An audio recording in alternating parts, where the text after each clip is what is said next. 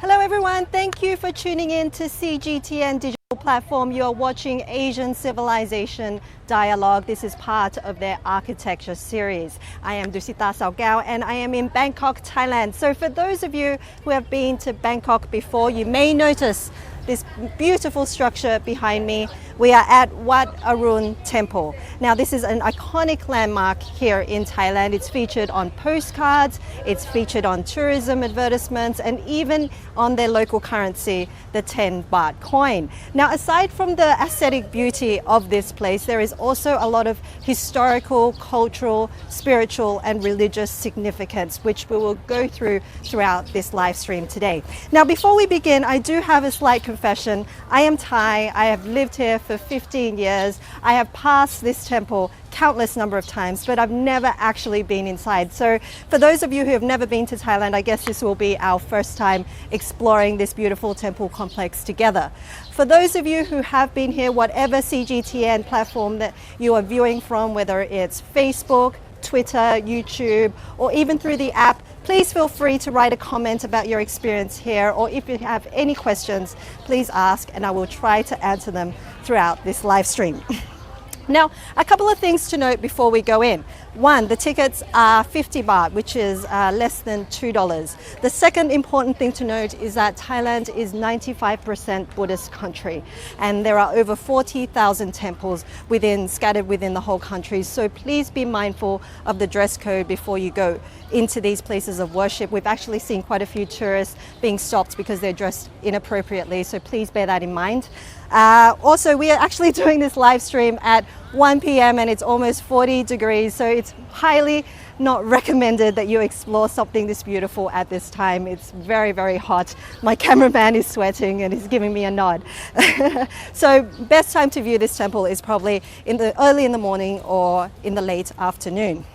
Now, Wat Arun is a 300-year-old temple, and it's actually one of the few temples in Thailand that predates the founding of Bangkok.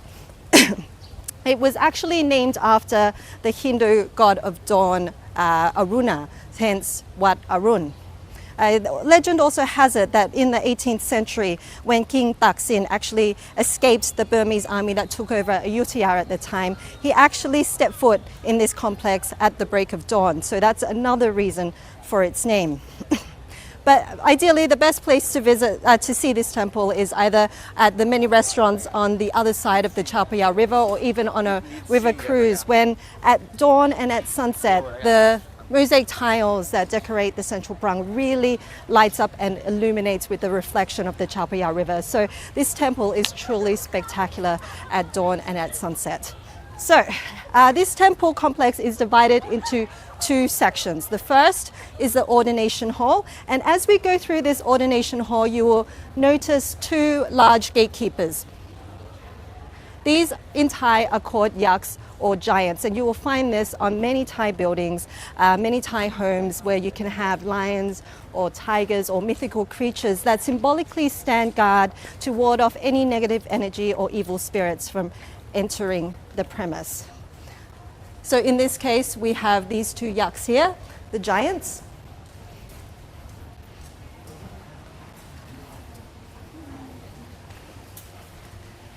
And here we are walking into the ordination hall area. You will also see a lot of Chinese influence throughout this temple. A lot of Chinese statues were brought in the reign of King Rama II and Rama III from the Chinese ships that came in from China to Thailand. So for this is an example.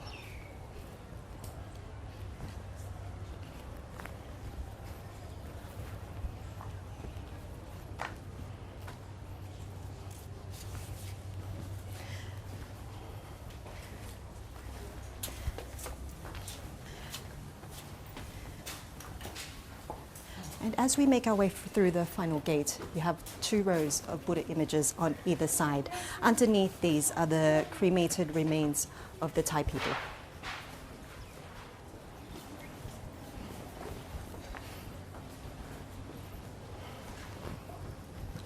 And if I could just turn your attention here to this shrine-like structure, it is made of marble and it is essentially called a boundary stone. So what this actually signifies is if you look inside, you will see two towers that are parallel to each other, and this signifies a royal temple. So when King Thaksin first came here, he actually made this sanctuary his royal temple. In other temples in Thailand, you will probably notice one which means layman temple or ordinary temple.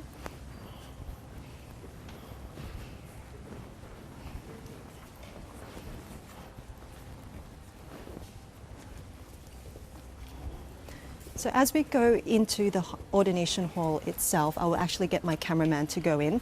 You will notice three things which I will talk you through as he goes inside.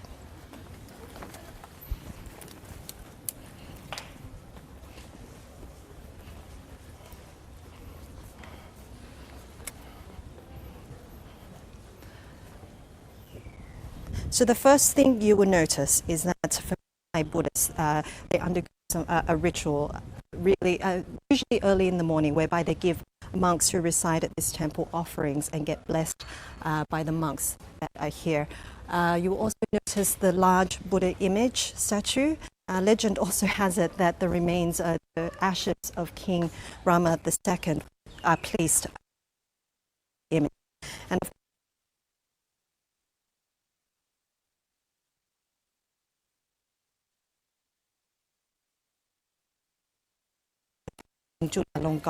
and basically these paintings depict the life of the Lord Buddha before he became Lord Buddha.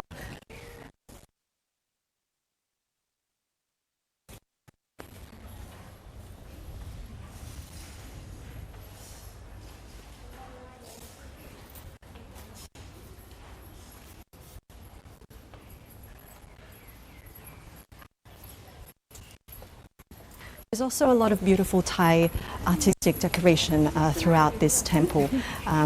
Thais are known for their detailing and the use of gold.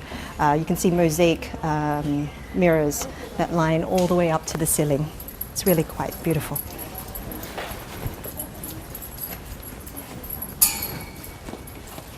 Now, as we walk down the steps of this ordination hall, you will see a courtyard area. Most ordination halls in Thailand will have a courtyard area, and it actually has some ceremonial significance.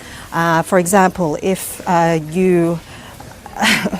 for Buddhist monk ordination ceremonies, you would walk around this courtyard 3 times with the right side of your body facing the ordination hall. And on the other hand, for funeral ceremonies, you will also walk 3 times around the ordination hall with the left side of your body facing the hall itself. So basically clockwise and anti-clockwise. So as we make our way to the second section of Wat Arun, which is the iconic prangs, I will actually let my cameraman walk ahead of me so I don't obstruct your view.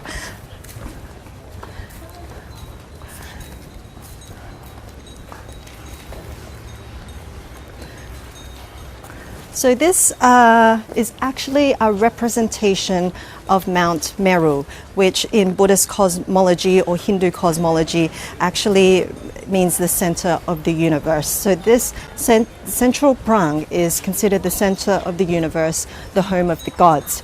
Now, it is one of the tallest in Thailand. It stands at around 70 to 80 meters tall. The construction of this was very, very difficult because this temple is actually situated on the banks of the Chao Phraya River. So the soil is very soft, and it was very difficult to actually create a prang this size. So what they had to do, as this prang got taller, especially during the time of King Rama II and III, they had to find new techniques to actually make this foundation as solid as they could to withstand the overflowing of the Chao Phraya River, especially during rainy season.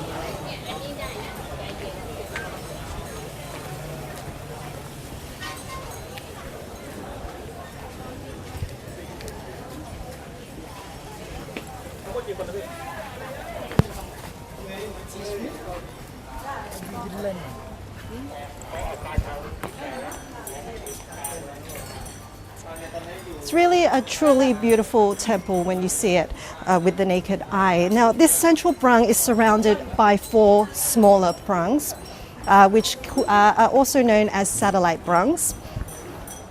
These satellite prangs enshrine very sacred Buddha images. It symbolizes 4 major occurrences in Buddha's life: his birth, the first sermon, enlightenment, and of course, his final passing to nirvana. So if I can get Florian, you want to go up there and have a look at the Buddha image up there?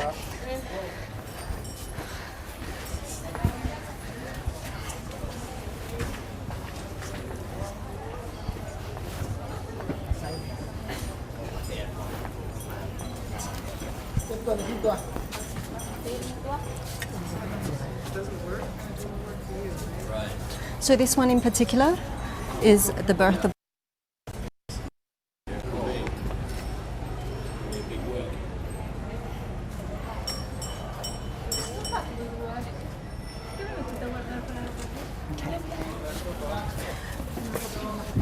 Now, the beautiful decorations of Wat Arun show 2 distinct design elements. You can see a lot of Khmer influence of Cambodia and also Thai traditional design as well. Now, this really gives this temple its architectural and artistic form.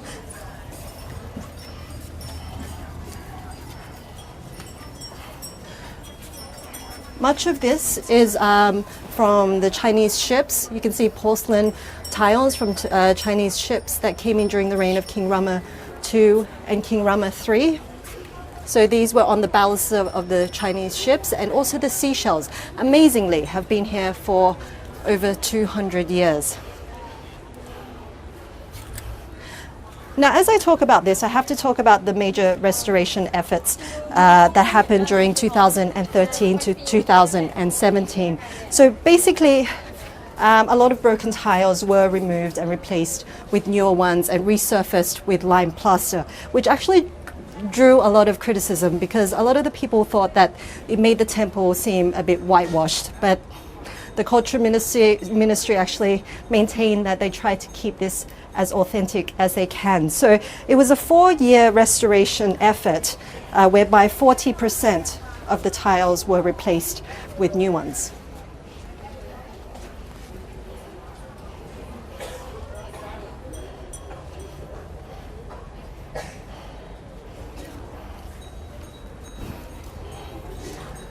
Now, as we walk around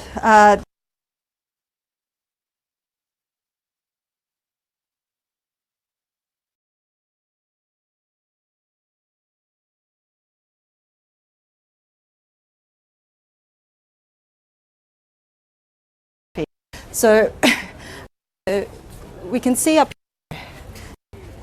here, we'll be able to see, but if we look, we can see the elephant, Erawan, and riding him is actually the Hindu god Indra.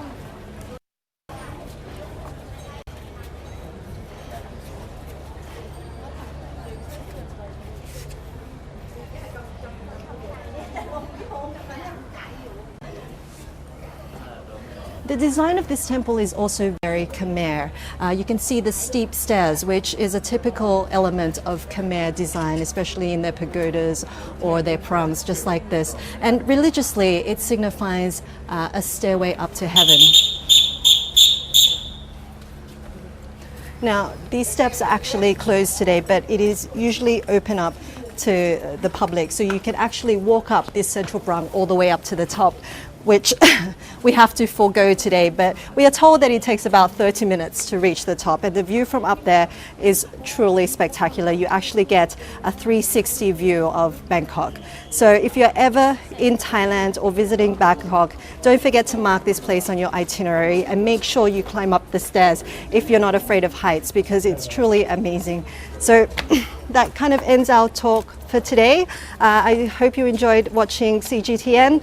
This is a digital media platform. Please be sure to tune in to other episodes on our architecture series, either on the app or on the website. So thank you so much for watching, guys. Thank you.